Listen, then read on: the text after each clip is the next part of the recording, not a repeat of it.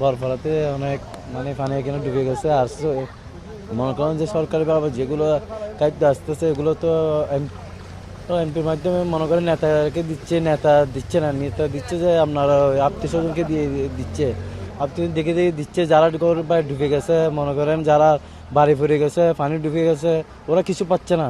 কিন্তু আমরা তো মনে করেন মঙ্গলবার থেকে আজকে কই দিন অনাহারে, অনেককে অনাহারে আছে, কিছু পাচ্ছে না। নেতাকে দিচ্ছে, নেতা দিচ্ছে যে কাকে, যা ওদের আত্মীয় স্বজনকে দেখে দেখে, বিল্ডিং আছে খাইতে পারতেছে, ওদেরকে দিচ্ছে। আত্মীয় যারা মা কামে আসে ওদেরকে দিচ্ছে, গরিবকে কিছু দিচ্ছে না। অনেক দেখতেছি যে এরকম গরিবকে কিছু দিচ্ছে না, দেখে দেখে দিচ্ছে ওদেরকে, মানে আত্মীয় স্বজনকে দেখে দেখে দিচ্ছে। পানি অনাহারে মরছে, ওদেরকে দিচ্ছে না। আজকে মানে 7 দিন ধরে আমরা অনেককে অনাহারে আছে।